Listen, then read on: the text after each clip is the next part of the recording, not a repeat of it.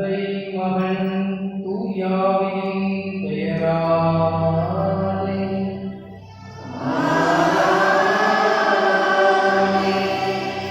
நம் ஆண்டவராகிய இயேசு கிறிஸ்துவின் அருளும் கடவுளின் அன்பும் தூயாவின் உறவும் உங்கள் அனைவரோடும் இருப்பதாக.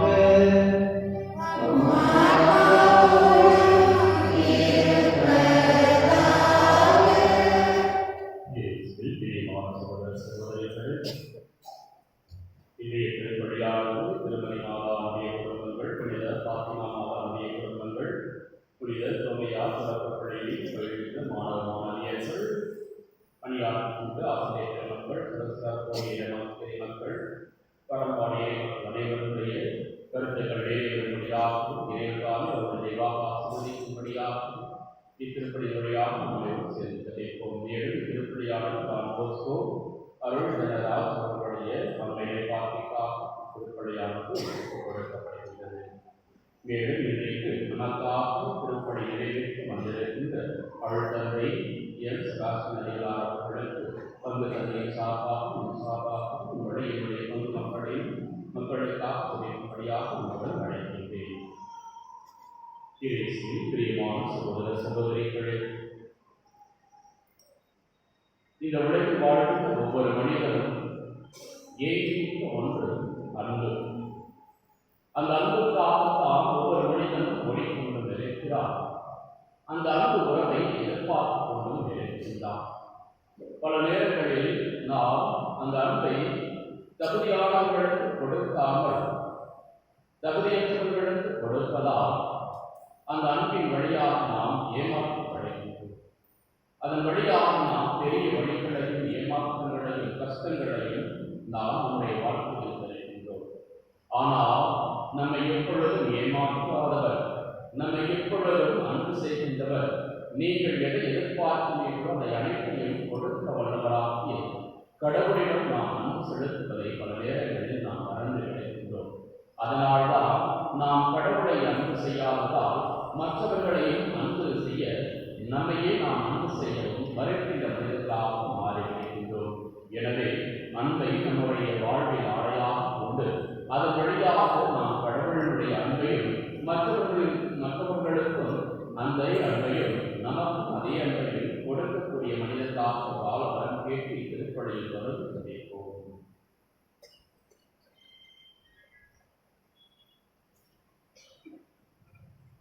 நாம் விரும்புகின்ற தேடுகின்ற ஆசிக்கின்ற அத்தனையும் ஆண்டவர் நமக்கு கொடுக்க தடையாக இருக்கின்ற நம்முடைய குற்றங்களுக்காக செய்ய தகுதிய கடமைகளுக்காக நாம் விரும்பி ஆண்டவர்களுடைய மன்னிப்பு நெஞ்சுவோம்.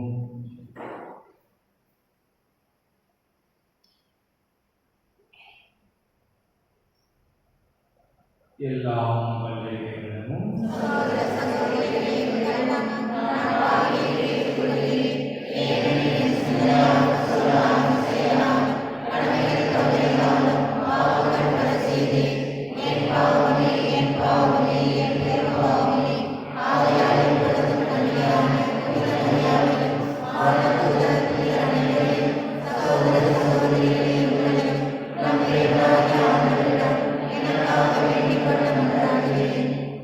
எல்லா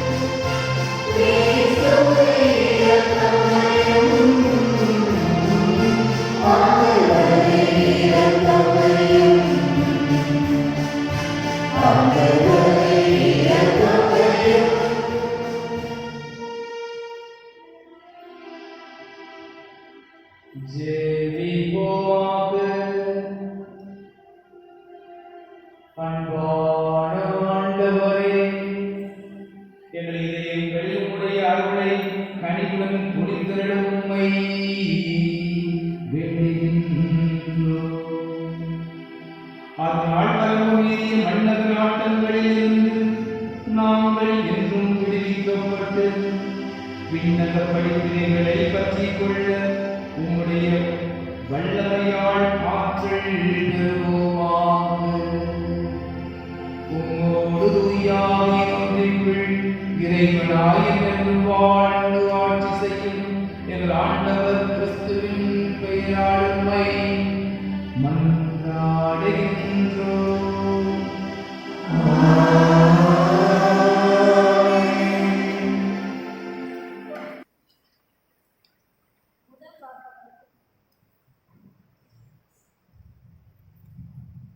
முதல் வாசகம். எங்கள் கைவினை பொருட்களை நோக்கி எங்கள் கடவுளே என்று இனி சொல்ல மாட்டோம். இறைவாக்கினர் ஒசையா நூலிலிருந்து வாசகம். அதிகாரம் 14, இறை திரு வார்த்தைகள் 1 முதல் 9 முடிய. ஆண்டவர் கூறியது: இஸ்ரவேலே, உன் கடவுளாகிய ஆண்டவரிடம் திரும்பி வா. நீ உன் தீச்செயலால் வீழ்ச்சியுற்றாய். இம்மொழிகளை ஏந்தி ஆண்டவரிடம் திரும்பி வந்து இவ்வாறு சொல்லுங்கள்: தீவினை அனைத்தையும் அகற்றியறலும், நன்மையானதை ஏற்றுக்கொள்ளும். நாங்கள் எங்கள் வாய்மொழியாம் கனிகளை உமக்கு அளிப்போம்.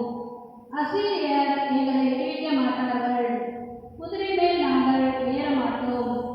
எங்கள் கைவினை பொருட்களை நோக்கி எங்கள் கடவுளே என்று இனி சொல்ல மாட்டோம். திக்கற்றவன் உம்மிடத்தில் வரிமை பெறுகிறான் என சொல்லுங்கள். அவர்களுடைய பற்றுறுதியின்மையை நான் குணமாக்குவேன். அவர்கள் மேல் உளமாற அன்பு கூறுவேன். அவர்கள் மேல் இருந்த என் சினம் தணிந்து விட்டது. நான் இஸ்ரவேலுக்கு பனி போல் இருப்பேன். அவன் நீதி போல் மலர்வான். லெபனோனின் மரம் போல் வேரூன்றி நிற்பான். அவனுடைய கிளைகள் விரிந்து பரவும். அவன் ஒளிவு ஒளிவ மரம் போல் இருக்கும். லெபனோனை போல் அவன் நறுமணம் பரப்புவான். அவர்கள் திரும்பி வந்து என் நிழலில் குடியிருப்பார்கள்.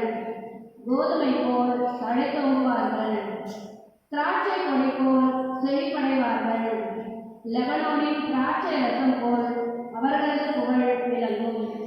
இனிமேல் எப்ராயிமுக்கு சிலைகள் எடுத்து நானே அவனுக்கு செவிசாய்த்து அவன் மேல் அக்கறை கொண்டுள்ளேன். நான் பசுமையான தேவதார மரம் போன்றவன். உன் கனி எல்லாம் என்னிடமிருந்தே வரும். ஞானம் நிறைந்தவன் எவனோ அவன் இவற்றை உணர்ந்து கொள்ளட்டும். பகுத்தறிவு உள்ளவன் எவனோ அவன் இவற்றை அறிந்து கொள்ளட்டும். ஆண்டவரின் மொழிகள் நேர்மையானவை. நேர்மையானவர்கள் அவற்றை பின்பற்றி நடக்கிறார்கள். மீறுகிறவர்கள் அவற்றில் இடறி விடுகிறார்கள். ஆண்டவர் வழங்கும் அருள்வாக்கு. உங்கள்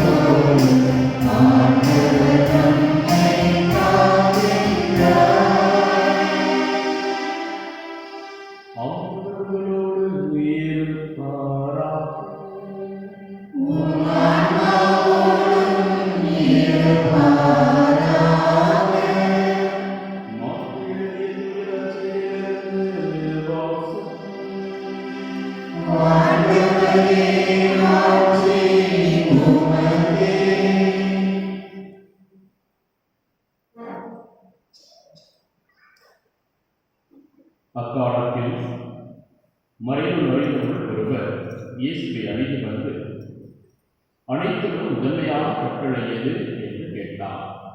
அதற்கு இயேசு, இஸ்ரவேலே கேள், நம் ஆண்டவராக கடவுள் ஒருவரே ஆண்டவர். உன் முழு இதயத்தோடும் முழு உள்ளத்தோடும் முழு மனதோடும் முழு ஆற்றலோடும் உன் ஆண்டவராக கடவுளிடம் அன்பு கூறுவாயாக என்பது முதன்மையான கட்டளை. உன் மீது நீ அன்பு கூறுவது போல் உனக்கு அடுத்திருப்பவர் மீதும் அன்பு கூறுவாயாக என்பது இரண்டாவது கட்டளை. இவற்றை விட மேலான கட்டளை வேறு எதுவும் இல்லை என்றார். அதற்கு மறையுள்ளறிஞர் அவரிடம், நன்று போதகரே, கடவுள் ஒருவரே, அவரை தவிர வேறு ஒரு கடவுள் இல்லை என்று நீ கூறியது உண்மையே. அவரிடம் முழு இதயத்தோடும் முழு அறிவோடும் முழு ஆற்றலோடும் அன்பு செலுத்துவதும் தன்னிடம் அன்பு கொள்வது போல் அடுத்திருப்பவரிடம் அன்பு செலுத்துவதும் எரிபொழிகளை விட வேறு வழிகளை விட மேலானது என்று கூறினார். அவர் அறிவுத்திறனோடு பதிலளித்ததை கண்ட இயேசு அவரிடம், நீ இறையாட்சியிலும் தொலைவில் இல்லை என்றார். அதன்பின் எவரும் அவரிடம் எதையும் கேட்க முடியவில்லை.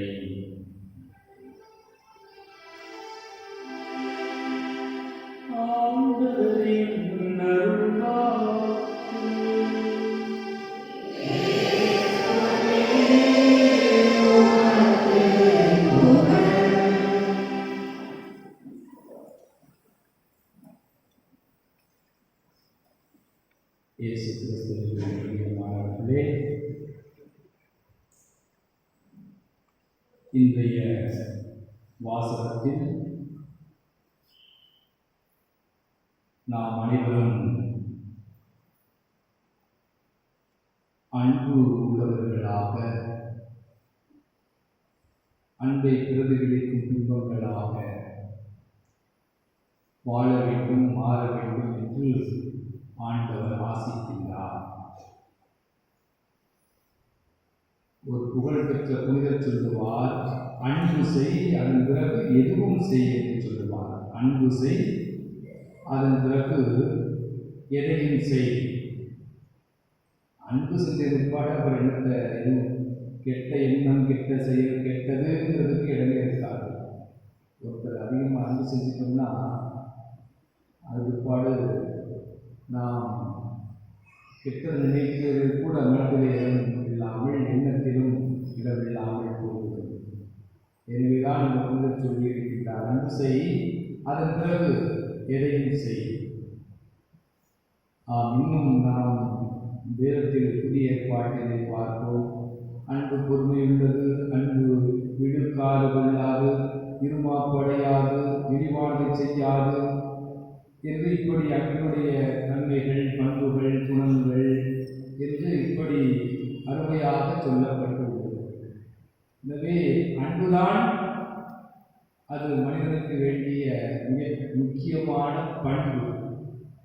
அது வாழ்வை கொடுக்கக்கூடியது, அது வசந்தத்தை கொடுக்கக்கூடியது, அனைத்தும் அதிலே தான் இருக்கின்றது. எனவே அப்படிப்பட்ட அன்பை நாம் ஆடையாக, மிக முக்கியமான பண்பாக வேண்டும் என்று நினைத்து நாம் அதை ஆசித்து பெற்றுக்கொள்ள ஆண்டவரை நாடு அழைக்கின்றார். இன்னும் பழைய ஏற்பாட்டில் எத்தனையோ கட்டளைகள், 500-600 சட்ட திட்டங்கள் எல்லாம் உண்டு. எல்லாவற்றையும் 2 கட்டளைகளில் ஆண்டவர் சொல்வார்.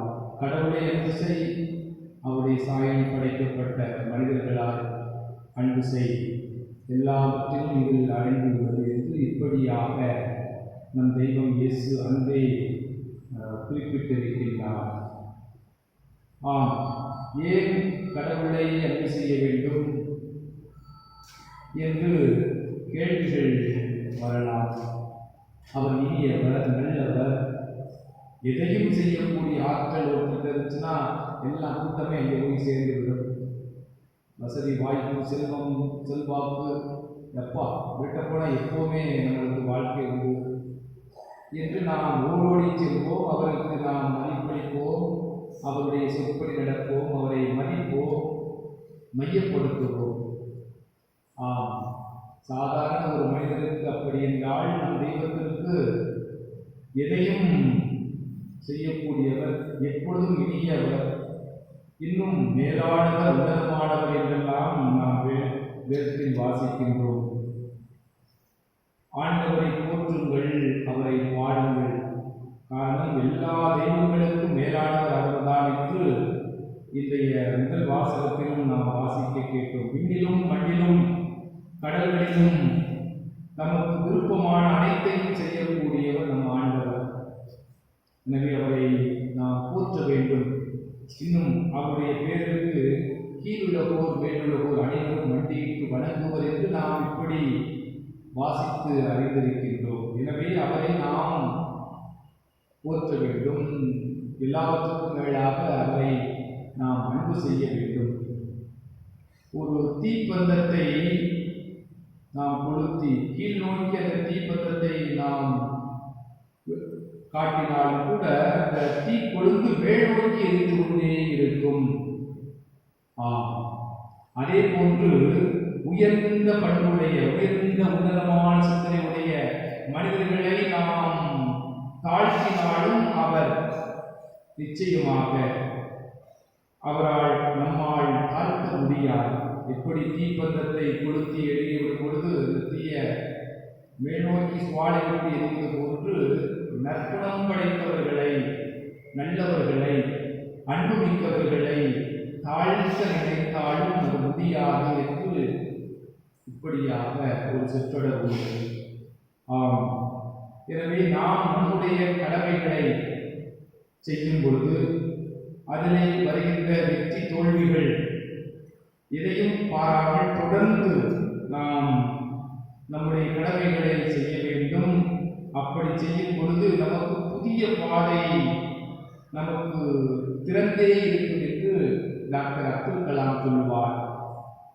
நம்முடைய கடமைகளை செய்யும் பொழுது வெற்றி தோல்விகள் வந்தாலும் கூட நம்முடைய கடமைகளை செம்மனையே செய்யும் போது அங்கே புதிய பாதை நமக்காக திறந்தே இருக்கும் என்று இப்படியாக நம் டாக்டர் அப்துல் கலாம் சொல்லியிருக்கின்றார். திருப்பாடலிலே 20வது அதிகாரம் 6 விடுதலை பயணம் 20:6 நாம் வாசிப்போம். என் மீது அன்பு கூர்ந்து என்னுடைய கட்டளைகளை, நியமங்களை கடைபிடிப்பவர்கள் அனைவருக்கும் 1000 தலைமுறைக்கும் நாம் இரக்கம் காட்டுவேன் என்று நாம் அந்த ஆண்டவரை நினைத்து அவருடைய கட்டளைகளை கடைபிடிக்கும் பொழுது நமக்கு மட்டும் ஆசை அல்ல, நம்முடைய சந்ததிக்கு பின் வருகின்ற 1000 தலைமுறையினருக்கும் நம் ஆண்டவர் பேருக்கு காட்டுகின்றவர். அப்படி என்றால் அவருடைய கட்டளைகளை நாம் கருத்தாய் அறிந்து அதை பின்பற்ற முனைய வேண்டும். அப்பொழுது நிச்சயமாக நாமும் நம்முடைய பிள்ளைகளும் சந்ததியும் வருங்காலமும் அங்கு ஆசை மிக்கதாக போற்றப்படும் என்று இப்படியாக பழைய ஏற்பாட்டு நூலிலே நாம் வாசிக்கின்றோம். திருப்பாடல் 4:12 ஆசிரியர் சொல்லுகின்றார், தாவீது அரசர் தன்னுடைய அனுபவங்களை நாம் மீட்பு பெற இயேசு அவருடைய பெயர் மட்டும்தான் நமக்கு கொடுக்கப்பட்டுள்ளது. இயேசுடைய பெயரை தவிர இந்த உலகில் விண்ணுக்கு கீழும் பூமிக்கு மேலும் இயேசுடைய பெயரை தவிர வேறு எந்த ஒரு பெயரும் நாம் மீட்பு பெறுவதற்கு கொடுக்கப்படவில்லை. இந்த உலகில் நாம் வாழ வேண்டும், வசந்தமாக நம்முடைய வாழ்வில் உயர வேண்டும், அத்தோடு மறுமுறையிலும் நாம் மீட்படைய வேண்டும், விண்ணக வாழ்க்கையை பெற்றுக்கொள்ள வேண்டும் என்றால் நமக்கு ஆண்டவர் இயேசுவினுடைய பெயரை தவிர வேறு எதுவும் நமக்கு கொடுக்கப்படவில்லை. எனக்கு எல்லாம் இயேசுதான், என்னுடைய பேச்சு மூச்சும் இயேசுதான் என்று நாம் இப்படியாக பாடல் வரிகளை பாடியிருக்கின்றோம். எனவே நமக்கு எல்லாமும் அவர்தான் என்று சொல்லி நாம் அவரை மையப்படுத்தி எல்லாவற்றுக்கும் மேலாக அவரை அன்பு செய்து வாழ கற்றுக்கொள்ள வேண்டும். இறைச்சட்டம் 28வது அதிகாரத்திலே பார்க்கும், ஆண்டவருடைய குரலுக்கு செவிகொடு, கட்டளையின் அனைத்தையும் கடைபிடி, அப்பொழுது உடைய கடவுளாகிய ஆண்டவர் அனைத்திற்கும் அனைத்திற்கும் மேலாக உன்னை உயர்த்துவார் என்று இப்படியாக சொல்லப்பட்டுள்ளது பழைய ஏற்பாட்டிலே. நாம் உயர வேண்டும் என்றால் அவருடைய கட்டளையின்படி நாம் ஒழுக வேண்டும், பின்பற்ற ஆசிக்க வேண்டும். அப்பொழுது எல்லாவற்றுக்கும் மேலாக நம்மை ஆண்டவர் உயர்த்தி அழகு பார்ப்பார். சாமுவேல் புத்தகம் முதல் புத்தகம் 3வது அதிகாரம் 19 நாம் வாசிப்போம். சாமுவேல் வளர்ந்தான், ஆண்டவர் அவரோடு இருந்தார். இப்படி சாமுவேலின் வார்த்தை எதையும் தரையில் ஆண்டவர் விழவிடவில்லை என்று சொல்லப்பட்டுள்ளது. அந்த சாமுவேல் ஆண்டவரை அதிகம் அன்பு செய்து பின்பற்றி வாழ்ந்ததால் ஆண்டவர் அவனை அளவுக்கு அதிகமாக அன்பு செய்தார். எனவே என்னுடைய கட்டளைகளை கடைபிடிக்கின்ற இந்த சாமுவேலை நான் ஆசீர்வதிப்பேன் என்று சொல்லி சாமுவேலின் வார்த்தை ஒன்று கூட தரையில் விழவிடவில்லை என்று இந்த வார்த்தைகளை நாம் வாசிக்கின்றோம். அவன் சொன்னதெல்லாம் அங்கே கைகூடியது, ஒன்றும் வார்த்தை எதுவும் பொய்க்கவில்லை, தொட்டதெல்லாம் விளங்கியது. இயேசு சென்ற இடங்களில் எல்லாம் நன்மை செய்தது போன்று இந்த இயேசுவை கடவுளை அதிகம் நம்பிய இந்த சாமுவேல் இப்படி ஆசீர்வதிக்கப்பட்டார். எனவே நாம் அந்த ஆண்டவரை எல்லாவற்றுக்கும் மேலாக அன்பு செய்ய ஆசிப்போம். ஆண்டவரை உற்று நோக்கியவர்கள் மகிழ்ச்சியாக இருந்தார்கள், அவர்கள் மிகவும் அவமானத்திற்கு உள்ளாகவில்லை. எல்லா நெருக்கடியிலிருந்தும் ஆண்டவர் அவர்களை விடுவித்தார் என்று இப்படி திருப்பாடல் ஆசிரியர் 34 சொல்லுவார். அவருடைய கட்டளைகளை நாம் கடைபிடித்து இயேசுவே தெய்வமே வாரும் என்று வார்த்தையோடு அழைக்கும் பொழுது நிச்சயமாக அவருடைய குரலுக்கு செவிகளுக்கும் தூரத்தில் இருப்பார். அவர் நம்முடைய எண்ணங்களுக்கும் நம்முடைய கேள்விகளுக்கும் விடை கொடுக்கும் தெய்வமாக இருக்கின்றார். எப்பொழுது அவரை நாம் நினைக்கும் பொழுது, அன்பு செய்யும் பொழுது, நம்முடைய எண்ணங்களில், நம்முடைய இதயங்களில், நம்முடைய வாழ்வின் ஒவ்வொரு நிகழ்விலும் தெய்வமே ஏசப்பா எங்கே வாங்க என்று நாம் பயணிக்கும் பொழுதும், நாம் ஒவ்வொரு வேலைகளை செய்கின்ற பொழுதும் அவரை மையப்படுத்தி எனக்கு ஒன்றுமே புரியலையே, அல்லது சோர்வாக இருக்கின்றேனே, இதை பற்றி எனக்கு எந்த ஒரு தெளிவும் இல்லையே, எங்கு பார்த்தாலும் குழப்பங்கள் சூழ்நிலைகள் சூழ்ந்து நிற்கின்றதே, இதை நான் செய்வேனா, வெற்றியாக முடிப்பேனா, அல்லது எனக்கு இதற்கு நாள் பெரிய பிரச்சனைகள் இருள் சூழ்ந்து விடுமா, பள்ளத்தாக்கி வீழ்ந்து விடுவோனா என்றெல்லாம் அப்படிப்பட்ட நிலைகள் வரும் பொழுது நாம் சிக்கன இயேசுவை அழைக்க வேண்டும். அவரை நாம் அவர் பாதம் தேட வேண்டும்.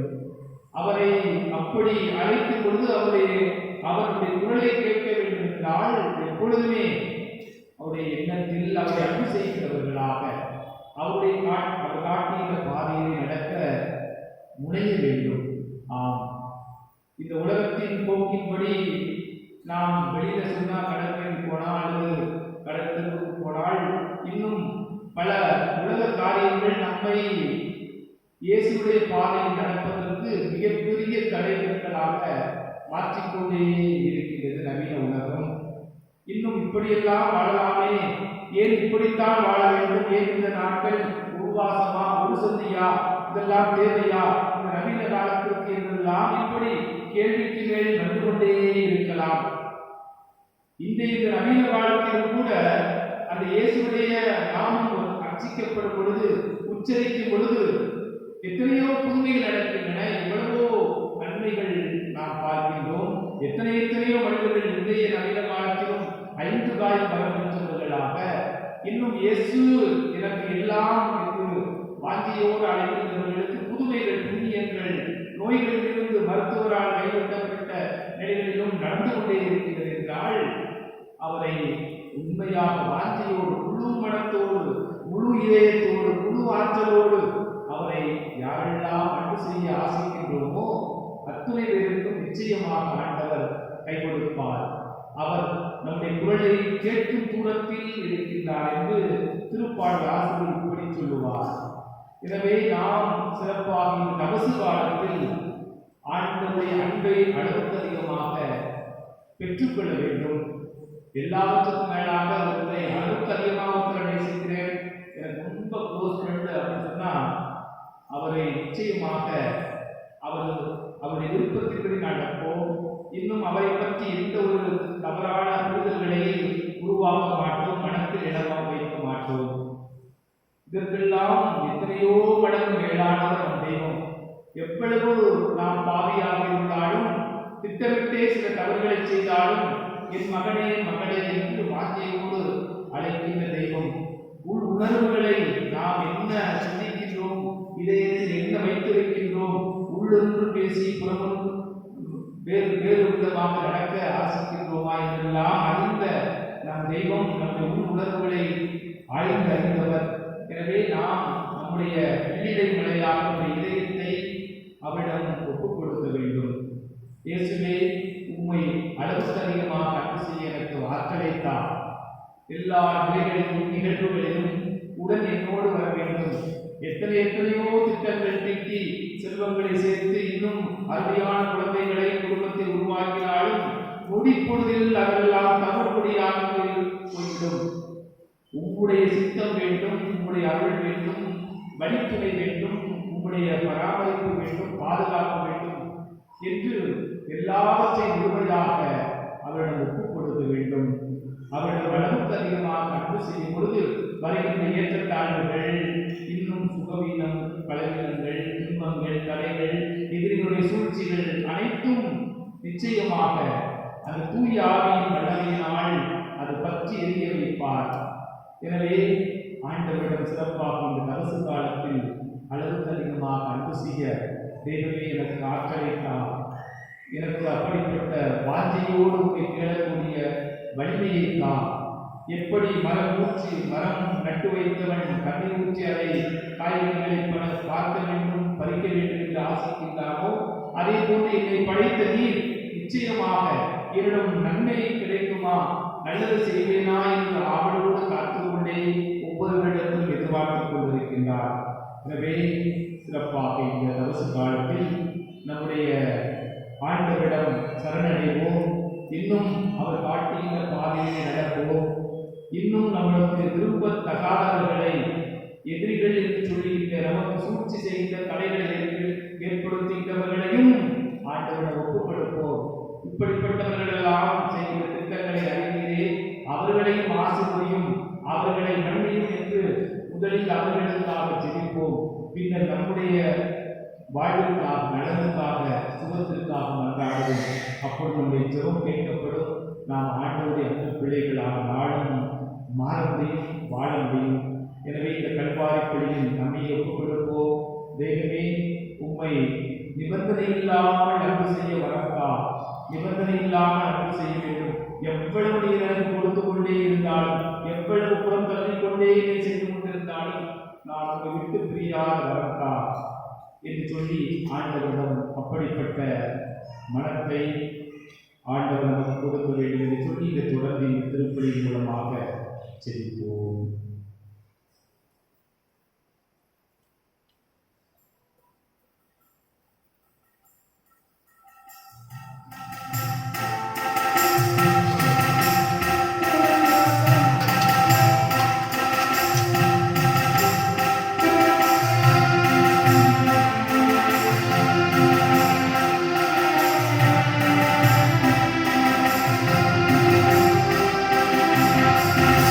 Thank you.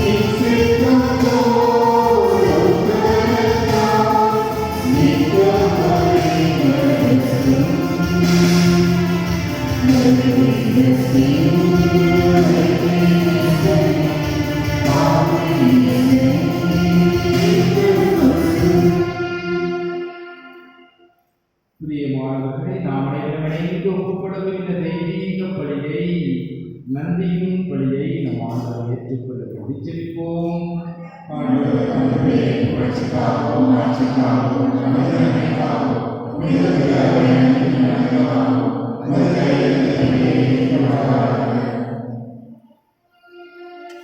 எல்லாம் வல்ல ஆண்டவரே, நாங்கள் அர்ப்பணிக்கும் இந்த காணிக்கைகளை கனிவுடன் கண்ணோக்கியருள உம்மை வேண்டுகின்றோம்.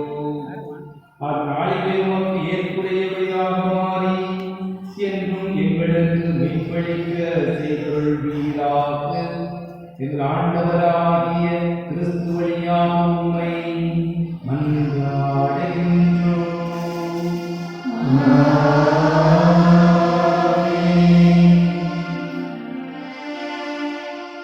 ஆண்டவர் உங்களோடு இருப்பாராக.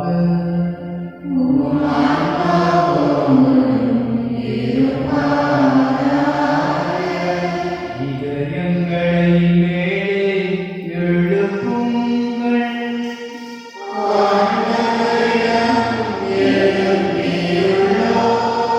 நம் இறைவனாகிய ஆண்டவருக்கு நன்றி கூறுவோம்.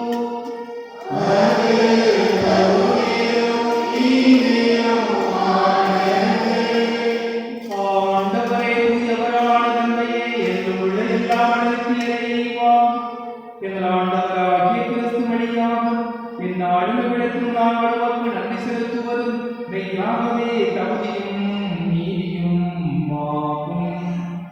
எங்கள் கடமையும் மீட்புக்குரிய செயலுமாகும்.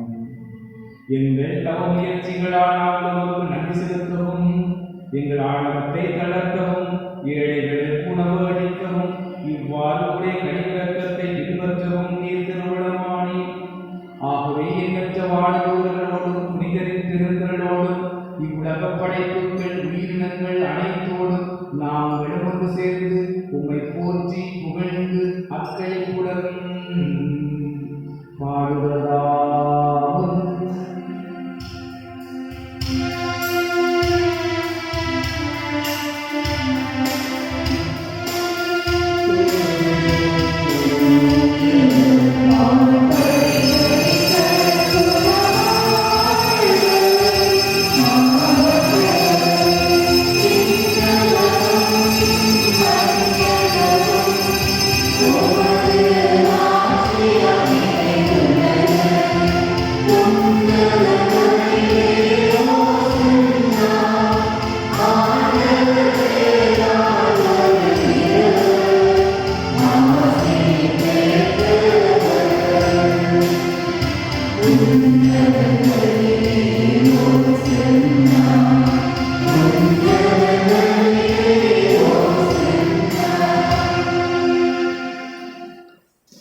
வானகத்தந்தையே, மெய்யாகவே தூயவர் உயர்ந்தெல்லாம் ஊற்றாகவே ஒரு தூயாவியை குறித்து இக்காணிக்கைகளை புனிதப்படுத்த வேண்டும் என தாழ்மையோடு மன்றாடுகின்றோம்.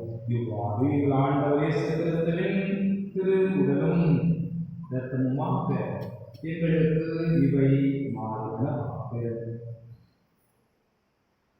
அவர் பாடுபடவுடன் கணிந்து தம்மை கையளித்த போது அப்பத்தை எடுத்து நன்றி செலுத்தி தம் சீடர்களுக்கு அளித்து அவர் கூறியதாவது: அனைவரும் இதிலிருந்து பெற்று உண்ணுங்கள், ஏனெனில் இது உங்களுக்காக கையளிக்கப்படும் என் உடல்.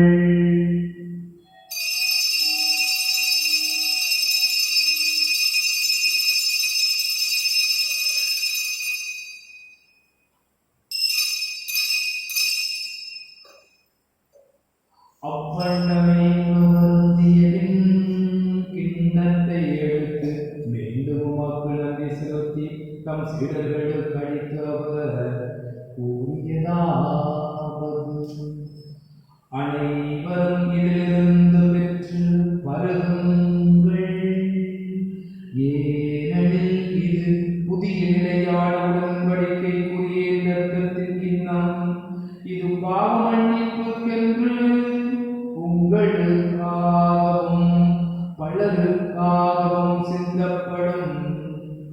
இதை என் நினைவாக செய்யுங்கள்.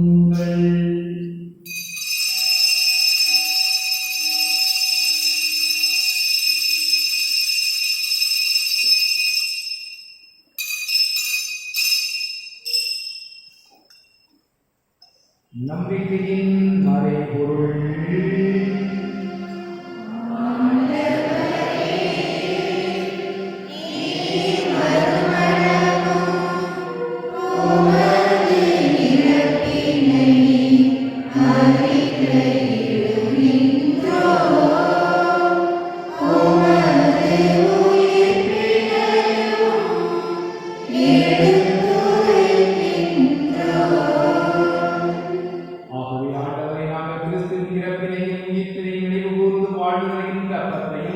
மீட்பளிக்கும் கிண்ணத்தையும் உமக்கு ஒப்புக் கொடுத்து ஜெபிக்கின்றோம்.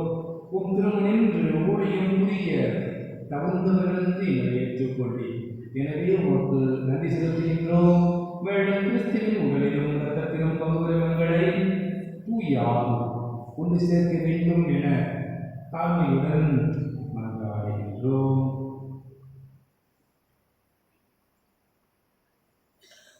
ஆண்டவரே, உலகெங்கும் வரவேற்பு திரு அவையை எங்கள் திருத்தந்தை பிரான்சிஸ், எங்கள் மறைமாவட்ட முடிவாளர் சமுதாயரா, எங்கள் முன்னாளாய தேவதாசன் பரோஸ், எல்லா துணைகள் அனைவரோடும் திரு அவை அவர்கள் நிறைவேற்ற செய்துள்ளனர்.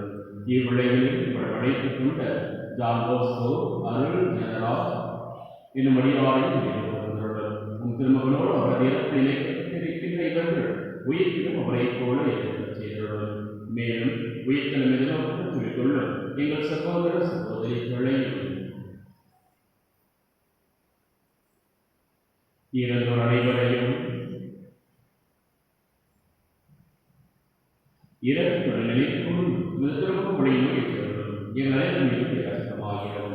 கடவுளின் கன்னித்தாயான புனித மரியா, அவருடைய கணவரான புனித யோசே, புனித திருத்தூதர்கள், இவ்வுலகில் உகந்தவராய் ஆகிய புனித அனைவரும் நாம் இறைவாழை கொண்டு கொள்ளும் தகுதி பெற்று உன் திருமகனே கிறிஸ்து வழியாக உம்மை புகழ்ந்தேற்றி வரவர்களோடு உம்மை மன்றாடுகின்றோம்.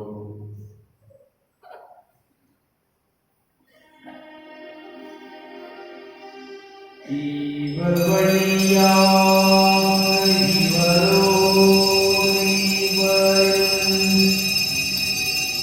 எல்லாம் வல்ல இறைவனாகிய தந்தையே,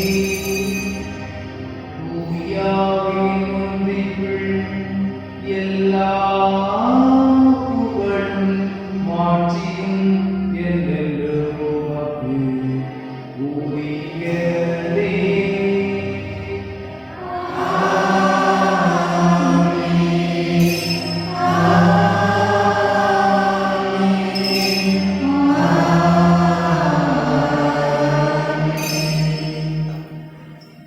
கடவுளை நமது தந்தை என்று அழைப்பதற்கு இயேசு தந்தையும் நமக்கு கற்றுக் கொடுத்தார். எனவே இயேசுவின் வார்த்தைகளை சொல்லி தந்தையாம் கடவுளும் நம் தேவைகள் அனைத்திற்காகவும் நம்பிக்கையோடு குடும்பமாக சேர்ந்து ஜெபிப்போமாக.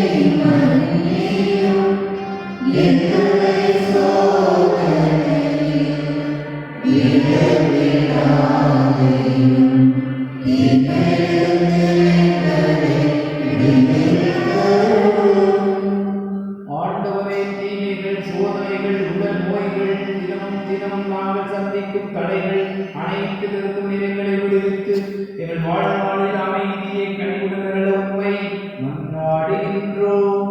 உமது இரக்கத்தின் உதவியினால் பாவத்திலிருந்து எப்போதும் விடுதலை பெற்றவர்களாக யாதொரு கலக்கமின்றி நலமாய் வாழ்வோமாக. நாங்கள் நோக்கி இருக்கும் பேருபத்திற்காகவும் பின்பராமியேசுவின் வருகைக்காகவும் காத்திருக்கின்றோம்.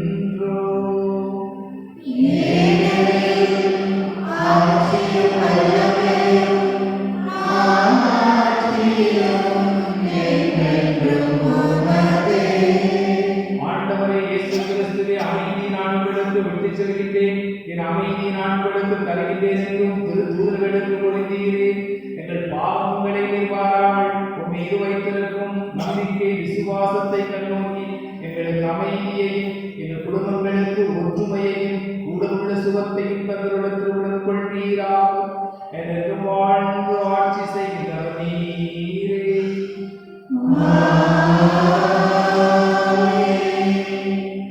ஆண்டவருடைய அமைதி உங்கள் அனைவரோடும் என்றும் இருப்பதாக.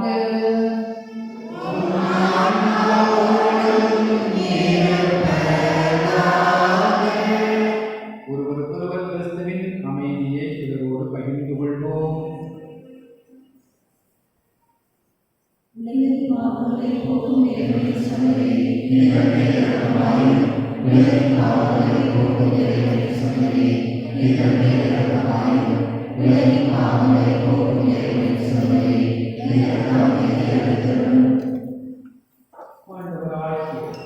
இயேசு கிறிஸ்துவின் தூதரும் இரத்தமும் இதோயின் பூரணமாய் கலந்து உட்கொண்டிருக்கின்ற நம் அனைவருக்கும் நீதி தீர்ப்புக்கும் தண்டனைக்கும் அவர் நம்மை உள்ளாக்காமல் அவருடைய பரிசுத்தத்தினால் நமது உள்ளத்திற்கும் உடலுக்கும் காத்திடும் அரும் மருந்தாகிற அருள்.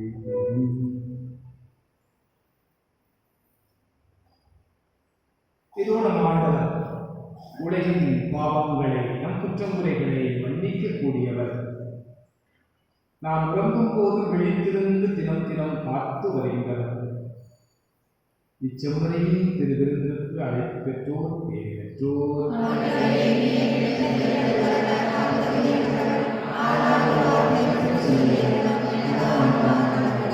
கிறிஸ்துவின் திருவுடலும் இரத்தமும் நம்மை காத்து நமக்கு நித்திய வாழ்வை தருவதாக.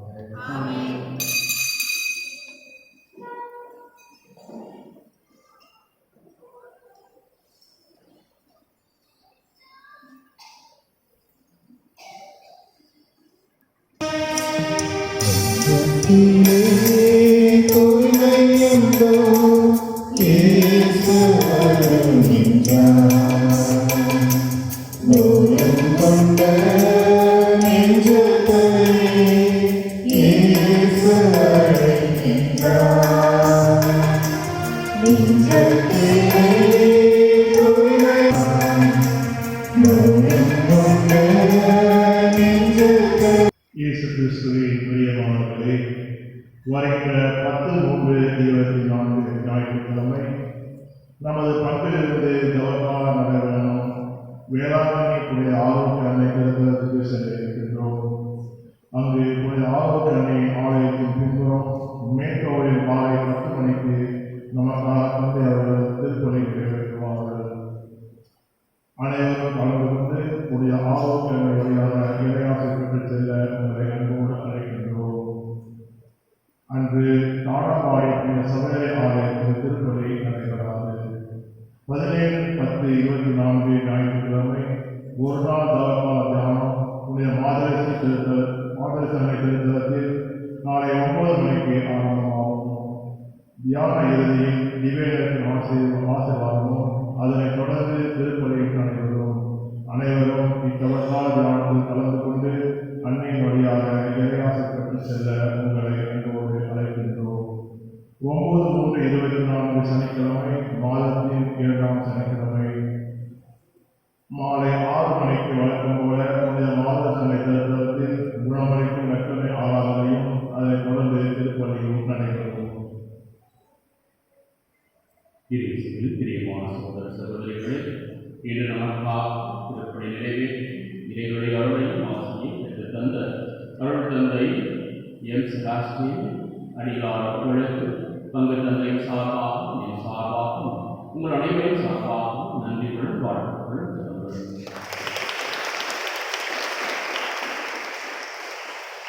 மேலும் இன்றைய திருப்பலியையும் சிலுவை பாதை வழி நடத்திய திருமலை மாதா, புனித பாத்திமா மாதா ஆகிய குடும்பங்கள், தோமையார் தொடக்கப்பள்ளி, செலஸ்தியார் கோவில் மற்றும் காடம்பாடி பகுதி இறை மக்கள் அனைவருக்கும் பங்கு தந்தை சார்பாகவும் என் சார்பாகவும் உங்கள் அனைவரும் சார்பாகவும் நன்றிகளும் வாழ்த்துக்களும் தருங்கள். 15/3/2024 தவக்காலத்தில் 5ஆம் வெள்ளி அன்று சிலுவை பாதை வழிநடத்த இருக்கின்றவர்கள் பிஎம்ஐ அருள் சகோதரிகள் மற்றும் வெளிப்பாளையம் அண்ணாசிலை பகுதி மக்கள், நேற்றப்பங்களா, நியூ பீச் ரோடு மற்றும் நாகூர் நகர பகுதி மக்கள். அன்றைய நாளில் நமக்காக திருப்படை நிறைவேற்றி ஜெயிக்க இருக்கின்றவர்கள் அருள்பணி டி நித்திய சகாயா அடைகளா அவர்கள்.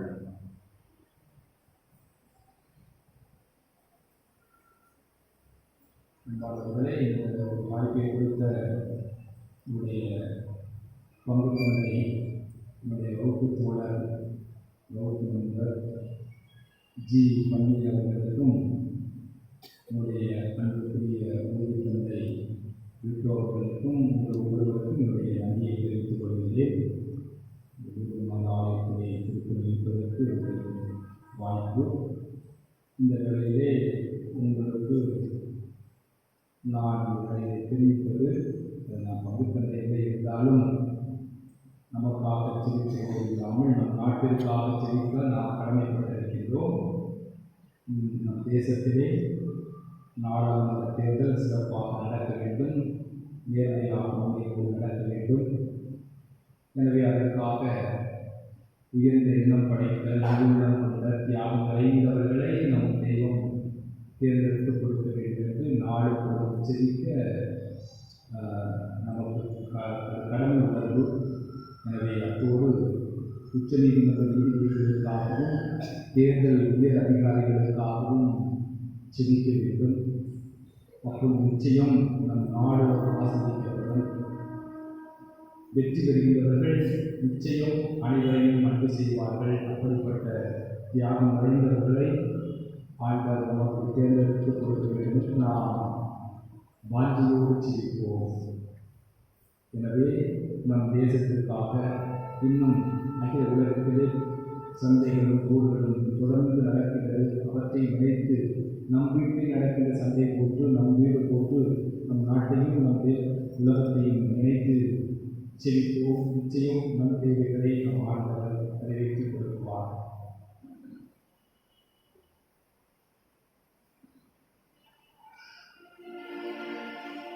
ஜெபிப்போமாக. எல்லாம் வல்ல ஆண்டவரே, உமது ஆற்றலின் செயல் எங்கள் மனத்திலும் உடலிலும் பொழியப்பட உம்மை வேண்டுகின்றோம். இத்திருவிருந்தில் பங்கேற்று நாங்கள் பெற்றுக்கொண்ட இந்த திருவுணவு எங்களுக்கு முழுமையான மீட்பை பெற்றுத் தருவனவாக. எங்கள் ஆண்டவராகிய கிறிஸ்து வழியாக உம்மை மன்றாடுகின்றோம்.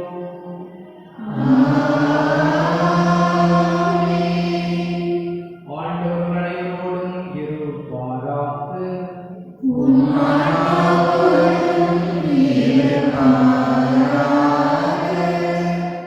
எல்லா வல்லமையும் நிறைந்த ஆண்டவர் தந்தை, மகன், தூயாவி உங்கள் ஒருவரையும் ஆசீர்வதிப்பாராக.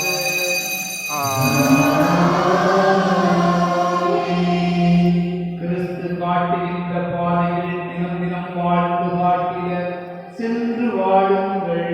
திருப்பலி நிறைவேறி